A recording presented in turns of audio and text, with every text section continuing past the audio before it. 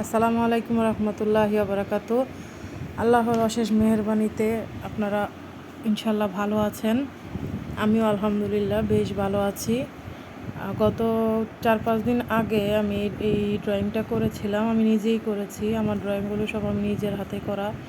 একটা আমার 2 মেয়ে করে দিয়েছে। তো আজ এটা ফুটো করতে বসলাম সুই দিয়ে। আমার প্রায় 40 মিনিটের মতো সময় লেগে গেছে। তো ফুটো করে রেখে তারপরে আমি আরও কিছু কাজ করে নিলাম। বিকেলে আসরের নামাজ পড়লাম। তারপরে ছাদে গিয়ে আমার ছাদের যে কাজগুলো আছে ওগুলো শেষ করলাম। কবুতরকে খাবার পানি দিলাম, সেখানে কাজ সেরে আসলাম। আজকে সকালে ঠিক তদ্রুপ রাস্তা সব শেষ করে একটু অলসতায় ধরেছিল আমাকে। একটু বসলাম মোবাইলটা নিয়ে, তো আমার চোখটা লেগে আসলো। হঠাৎ দেখি খুব অন্ধকার হয়ে বৃষ্টি আসছে। তো চেয়ে দেখি তুফান আসতেছে। তো আমি দৌড়ে ছাদে গেলাম। আমার ছাদের যে কবুতরের ঘরটা ওটাকে একটু পর্দা দিয়ে ঘুরতে হয়, তারপরে পলিথিন দিয়ে ঘুরে দিতে হয় যেন বৃষ্টির পানিটা ভিতরে না যায়।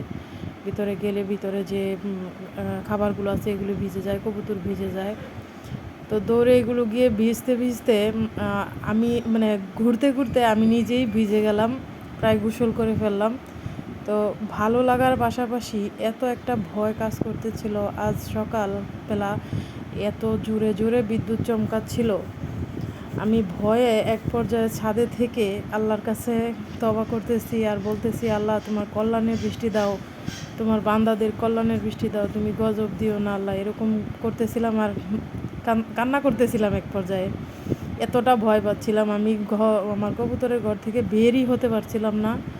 বারবার বিদ্যুৎ চমকাচ্ছে। আমি ভয়ে আবার পিছনে ফিরে যাচ্ছি। তো অনেকটা সাহস করে ওখান থেকে কোনো রকমে বের হয়ে ঘরটা ঘুরে দিয়ে নিচে চলে আসলাম। এসে গোসল টোসল সেরে তারপরে একটু কাজে লাগলাম। আমার যে এই জামাটা আমি নিজে হাতে করি সেই কাজটা করলাম। এই জামাটা আমার অর্ডারই রমজানে এসেছিল, এখনও ওটা দিতে পারিনি কারণ আমার কর্মীগুলা প্রায় বেশ কয়েকটা কর্মী আমার অসুস্থ হয়ে পড়েছে এই গরমে। তাদের ঠান্ডা জ্বর কাশি, তারা এখন কাজই করতে পারতেছে না। তো আমাকে বলল, আপা কাজগুলো নিয়ে যান, আমরা করতে পারতেছি না, আপনি যতটুকু পারেন করেন, বা আপনার কাস্টমারকে বুঝিয়ে বলেন যে সময় লাগতেছে। তো এভাবে 2-3টা কাজ কমপ্লিট হয়ে আসলো। আমি একটা জামা একটা ওড়না একজন কর্মীকে দেই, কিন্তু এবার এটা করতে পারিনি। একটা জামা একজন করেছে, একটা ওড়না একজন করেছে, আরেকটা ওড়না আরেকজন করেছে, আর আরেকটা জামা আমি করতেছি। এভাবে কাজগুলো করতেছি। তো করা প্রায় শেষ। তারপরে রান্না করতে গেলাম। নামাজ পড়ে, জোহরের নামাজ পড়ে রান্না করি। আমি প্রতিদিন জোহরের নামাজ শেষ করে রান্না করি। তো এইভাবে করলে কি আমার কাছে সহজ হয় সব কিছু। তাই আমি রান্না করতে গেলাম জোহরের নামাজ পড়ে। তারপর আপনার রান্না টান্না সব শেষ করলাম। আমার হাজব্যান্ড আজকে আমাদের এখানে বাজারের দিন ছিল, তো বাজার করে নিয়ে আসতে আজকে অনেক লেট হয়ে গেছে। উনি আজকে আসলেন 3:30টার দিকে প্রায়। তো আসার পরে ওনাকে খাবার টাবার দিয়ে খাইয়ে শেষ করে আমি নিজেও খেলাম, বাচ্চাকে খাওয়াইলাম, বাচ্চা বলতে মেয়েদেরকে খাওয়াইলাম। তো তারপর আসলাম একটা কাপড় প্রিন্ট করতে। এই যে এই ডিজাইনটা এসে দেখি এই ফুলটার আমার ফুটো করা নাই। পরে এটা ফুটো করলাম। তো সুচ দিয়ে ফুটো করা শেষ করে তারপরে একটা ড্রেস প্রিন্ট করলাম। একটা ড্রেস প্রিন্ট করতেই আসরের আজান হয়ে গেছে।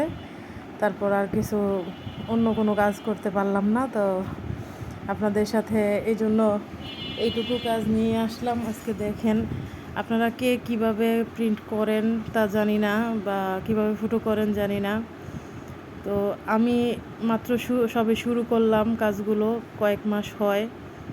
তো এই 2টা ডিজাইন দিয়ে আমি আমার জামাটা ওড়না কমপ্লিট করব। মাত্র কয়েক মাস হয় আমি কাজগুলো শুরু করলাম। তো শুরু করতে মোটামুটি আমি কখনো ভাবিনি আসলে যে আমার কাজগুলো বা আমার কাপড়গুলা এত তাড়াতাড়ি সেল হবে। মনে করেছি যে হয়তো বা আমার এখানে জমে থাকবে, আমি কাপড়গুলো সেল দিতে পারবো না, হয়তো আমাকে দোকানে বা মানুষের কাছে ঘুরতে হবে। তো একদিন আমার বাসার আমার নিচতলায় আমার এক ভাড়াটিয়া নতুন উঠলো। তো ওনাকে ডাক দিয়ে বললাম যে ভাবি দেখেন আমি কিছু ড্রেস তৈরি করতেছি, আপনি যদি পারেন তাহলে আপনি আমাকে হয় কাপড় সেলাই করে কাজ করে দেন, না হয় আমার কাছ থেকে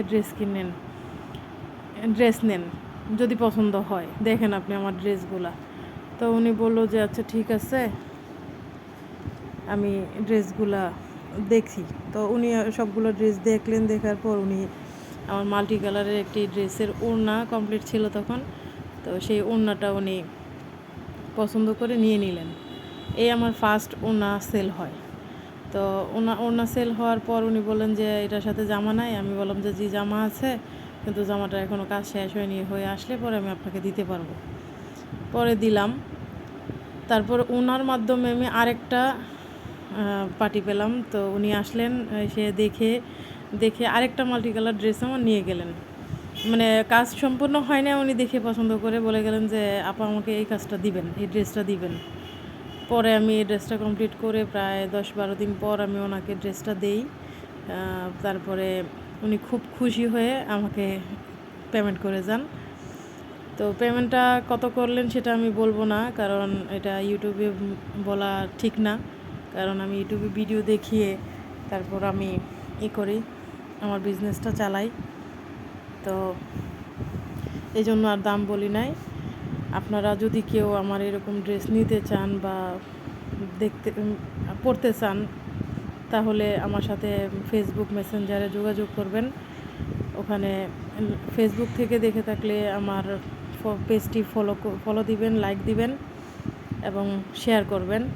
আর ইউটিউব থেকে যদি কেউ দেখেন তাহলে এখানে লাইক দিয়ে সাবস্ক্রাইব হয়ে পাশে থাকবেন। দয়া করে সাবস্ক্রাইব হয়ে পাশে থাকবেন, কারণ মূলত এই বিজনেসটা শুরু করা টাকার জন্য, টাকা ইনকাম করার জন্য, আমার বাবা মায়ের জন্য। তো সেই জন্য বললাম যে দয়া করে সাবস্ক্রাইব হয়ে পাশে থাকবেন। আর এই যে আমি প্রাইড কটন লাবণী প্রাইড দিয়ে আমি কাজ করি। আমার শাড়িগুলা এখানে লেখা 420 টাকা করে দাম।